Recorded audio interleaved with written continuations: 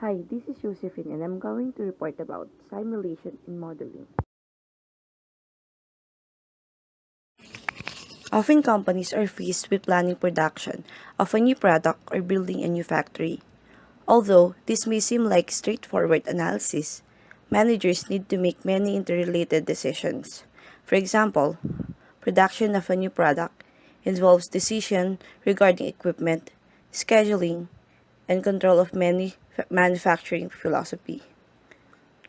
Many factors influence these decisions, including the need to meet production volume goals and costs associated with achieving these goals. Discrete event simulation and costing models can help evaluate complex, interrelated decision issues. Simulation. Simulation has many meanings depending on the professional discipline where the term is being used. To simulate, according to many dictionaries, means to assume the appearance of characteristics of reality. It also means a model that generates test conditions approximating actual or operational conditions. In a DDS context, simulation generally refers to a technique for conducting experiment with a computer-based model. Decision-making using simulation passes through several stages. First is the problem formulation. Second, it's the model building. Third is the data acquisition. Fourth is the model translation. Fifth is the verification. Sixth is the strategic and tactical planning. Seventh is the experimentation. Eighth is the analysis of results. And finally, the implementation and the documentation. Problem formulation. It is the definition of the problem to be studied, including a statement of the problem-solving objective. Model building. It is the abstraction of the system into mathematical logical relationships in accordance with the problem formulation. Data acquisition. It is the identification, specification, and collection of data. Model translation. The preparation of the model for computer processing. Verification. It is the process of establishing that a desired accuracy or corresponding exists between the simulation model and the real system. Strategic and tactical planning. The process of establishing the experimental conditions for using the model. Experimentation. The execution of the simulation model to obtain output values. Analysis of results. The process of analyzing the simulation output to draw inferences and make recommendations for problem resolution. And finally, the implementation and documentation.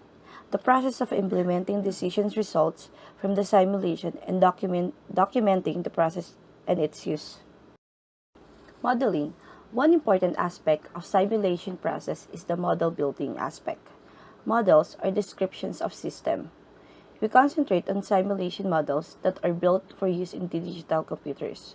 Within this context, a simulation model is a mathematical logical representation of a system which can be exercised in an experimental fashion on a digital computer. We can therefore view the model as a laboratory version of the actual system. Once a model is developed, experiments can then be performed. These experiments or simulations can be viewed to draw inferences about the actual system. Two types of models can be used for simulation. First is the optimizing model, and second is the sub-optimizing model. Optimizing model. It is used to produce the best alternative for the situation at hand. While the sub-optimizing model is a model that can be used over and over until a satisfying outcomes has been produced. The screen shows the task in modeling life cycle. A typical modeling process begins with identification of a problem and analysis of the requirements of the situation. It is advisable to analyze the scope of the problem domain and the forces and dynamics of the environment.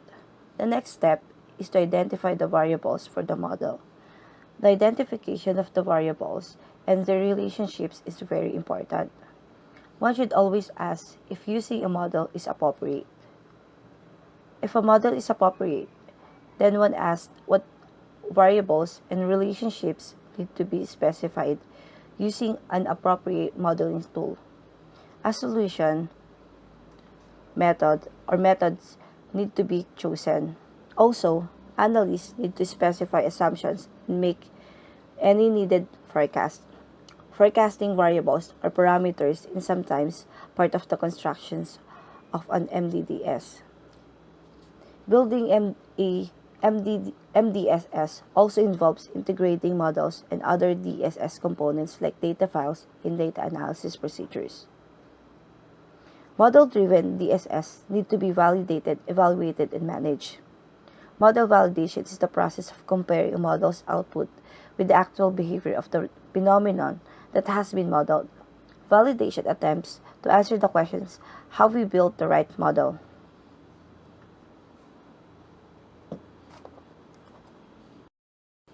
A wide variety of problems can be evaluated using simulation, including inventory control and stacked out, manpower planning and assignment, queuing and congestions, reliability and replacement policy, and sequencing and scheduling. There are currently many areas where simulation has been employed. Examples of these are bank teller scheduling, consumer behavior prediction, inventory reorder system, job shop scheduling, and finally, the maintenance scheduling system. Learning to build models and model-driven DSS is a complex task that requires extensive preparatory work.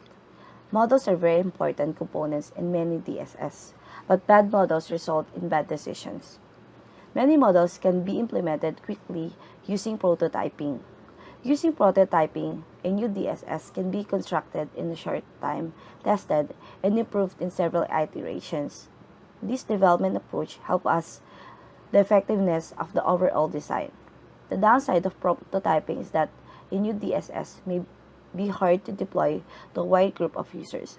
Managers and the DSS analysts need to make sure the scaled down DSS will work when it's deployed more widely in a company.